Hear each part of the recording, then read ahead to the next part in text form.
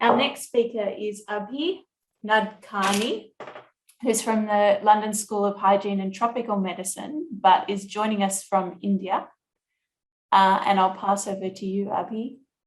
So I'm going to take a slightly higher level perspective of what happened in India at a couple of and continuing lockdowns since the pandemic started.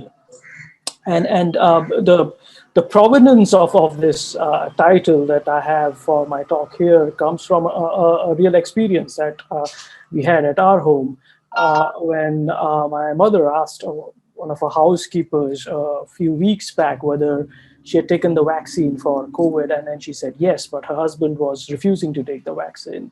And the explanation that he gave for not taking the vaccine was basically that he drinks alcohol every day, and his rationalization or his logic was that alcohol, we use it as a hand sanitizer because it kills the virus. I drink alcohol, I'm not going to get infected by it, and hence I'm not going to take the vaccination. And this is just one of many stories. I mean, this is another example which was reported in the Independent, again, for similar kind of stories. So this is just one of multiple stories around alcohol and COVID, some of which, or rather many of which, led to disasters, as I will talk about shortly.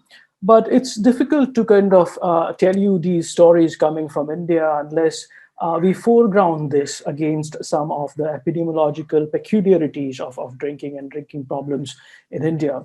And one of that is this long-held myth that India is an abstinent culture and that Indians don't drink. And this is something that I used to come across quite a lot, say a few years ago when I would go looking for funding to do my research in India. And be interviewed on panels where people would say, but why should we give you the money? I mean, India is an abstinent culture. There's no need to do this kind of research. But that's far from the truth. I mean, if you just look at this one picture where we're looking at the change in alcohol consumption over a 5-year period, we'll see that for most parts of the world, the alcohol consumption has either stabilized or is going down, especially in some developed countries. But India is one of the very few countries where the per capita alcohol consumption has been going up. It's not a very recent slide, but there's no reason to believe why this might have changed in India. Indeed, the recent numbers do attest to the fact that alcohol consumption continues to go up. The other common refrain that we get is, from Indians that we do drink, but we don't have drinking problems. We don't have alcohol use disorders. This is far from the truth again. I mean, the epidemiological pattern in India, especially amongst male, is quite problematic. So although the prevalence of alcohol consumption is low as compared to a lot of developed countries, the proportion of alcohol use disorders amongst those who drink is extremely high, with almost half of the people who drink having drinking problems. And the epidemiological pattern is characterized by male drinking of spirits, daily under-socialized solitary drinking, large amounts of alcohol consumed within small periods of time to the point of intoxication with an expectancies of drink-related disinhibition. And then the final nail in the coffin, so to say, when it comes to alcohol use disorders is the huge treatment gap for people with drinking problems. So for every 100 people who have alcohol use disorders, almost 90 of them will not have access to any kind of care for their drinking problems. I'm not talking about high quality evidence-based care. I'm just talking about contact coverage or just any kind of care for their drinking problems. So foregrounded against this epidemiological pattern, when the COVID-19 pandemic struck India and measures were taken to reduce the spread of the virus through lockdowns and social distancing, there are bound to be some disastrous effects. Through these pictures, we see some of the things that happened when the first lockdown was announced early last year, when there was a mad rush to consume alcohol, and any precautions such as social distancing, etc., were thrown to the wind. The second time something like this happened was when the lockdown was eased, and you had hordes of people descending on places where alcohol was being sold to access alcohol, and again, any social distancing was thrown to the wind. And we had pictures like this coming out of India, where the police had to resort to lathi charge to disperse people because people were just not willing to maintain any kind of social distancing norms while they're waiting to purchase their alcohol. And then there was this frankly ridiculous pictures, one of many to come out of India, where you see this person when lockdown was eased and alcohol sale resumed in one state in India, where this person is actually, after buying alcohol, venerating in front of the alcohol and doing what we call as a puja or a religious ceremony before consuming alcohol, which would have been funny if not the sad outcomes that came out of some of these stories. So looking very closely at some of the things that happened across many parts of India, because there was no consistent policy response across the country, because some of these issues were under state control, there was a huge variation in some of the responses that happened across various parts of India. So for example, in some parts of the country, liquor was marked as an essential good as compared to a lot of other things. So that there were situations where people did not have access to essential goods such as food items or items of regular use, but alcohol was more easily accessible. Some states took the extreme step of shutting down all liquor stores and bars/pubs in the state, whereas others kind of tried to take a more measured approach, such as having special passes for drinkers or by producing a doctor's prescription to purchase alcohol, which was immediately stopped by the state high court as seen as not an appropriate response to the pandemic and was seen as something that could result in more problems with regards to social distancing measures.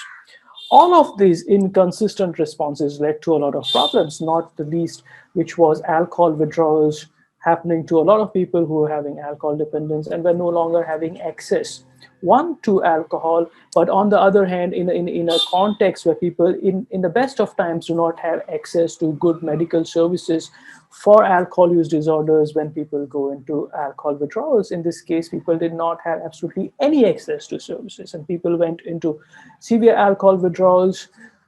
There are stories and there are reports of people committing suicide arising out of the frustration and desperation resulting from the alcohol withdrawals. There were accidental deaths that were reported because people resorted to consuming hand sanitizers when they went into alcohol withdrawals and desperate to get alcohol. In all of this, the illicit alcohol market flourished, and a lot of people had access to illicit alcohols, which again led to a lot of issues, including deaths because of consumption of illicit alcohol. This led to several dilemmas at both individual level care as well as policy. The first one being access to care. When access to alcohol was stopped because of the lockdowns, many people went into withdrawals, but they did not have access to any care. The limited services that were available were no longer available to people because people were focusing, or health systems were focusing on providing care for people with COVID, and rightly so. But at the same time, the responsibility to provide care for people who were going into withdrawals was not taken care of. At an individual level, as we all know, when we are those who are providing clinical services or psychological interventions, we know that autonomy and agency forms a very important part of wanting to stop drink and then continuing forward with recovery. When that is taken away from people through measures such as lockdown, it has major implications on recovery, and that was seen to happen at the clinical individual level. There were implications to domestic violence because on the one hand, people were not able to go to work, were cooped up in small homes and had access to alcohol. Cabin fever set in, and domestic violence, reports of domestic violence went up. There were issues around effectiveness of prohibition. We know from evidence from India and other parts of the world that prohibition doesn't really work. And that was the same case here in India as well. There were parts of the country where there was effective prohibition because of the lockdowns, in others where it was easily accessible, and the issues that arose from that. And finally, a very big issue or ethical dilemma, which is related to policy making, the conflict of interest for the state. In India, the state has equal responsibility for both providing healthcare for people, including people with drinking problems, and at the same time, they draw huge amounts of revenue by by the excise that they charge on alcohol. So there's huge conflict of interest. On the one hand, you are raising money from alcohol, and on the other hand, you have responsibility for care for alcohol. And this conflict of interest played itself out during the pandemic when the rules and regulations around control of alcohol changed rapidly and inconsistently based on excise requirements of the states. On this background, a little bit about an online survey that we continue to run in India. We have to kind of take this with a little bit of understanding that there's bound to be a bias in this data because of the online nature of this, and there's going to be some amount of self-selection when it comes to looking at the data. This data did not come from our survey. This came from the magnitude of substance use survey, which was recently done in India. And as you see from here, 17% of the population, adult population in India, consumes alcohol. What we found from our survey was 72% of people were consuming alcohol during the period that we were running this survey, and all of this was during the pandemic.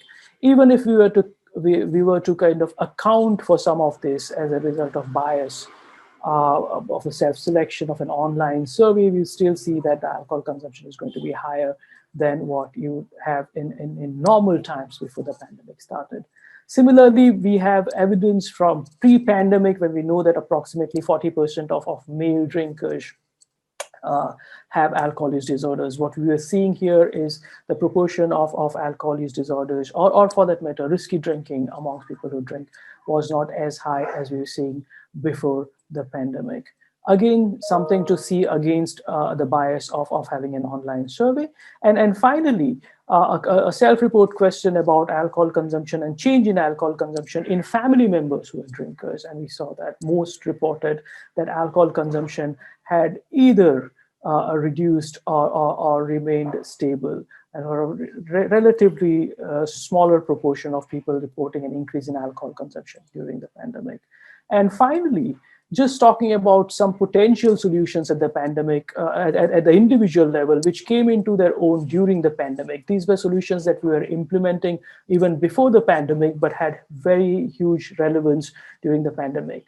One was the delivery of alcohol use disorders interventions using non-specialist health workers. In a situation during the pandemic where access to formal healthcare services and specialist healthcare services was extremely limited, delivering interventions for alcohol use disorders using non-specialist health workers, for which there is substantial evidence of effectiveness, came into its own. Secondly, the use of technology. We were running a program on telemedicine, specifically for people with mental health problems, where people could access a psychiatrist sitting at their homes or from the primary health care centers. And this again came into its own, where we were able to provide services for people with drinking problems, where they were sitting at their homes, and the psychiatrist was in the clinics far away from where they were residing and far away from the communities where they were residing.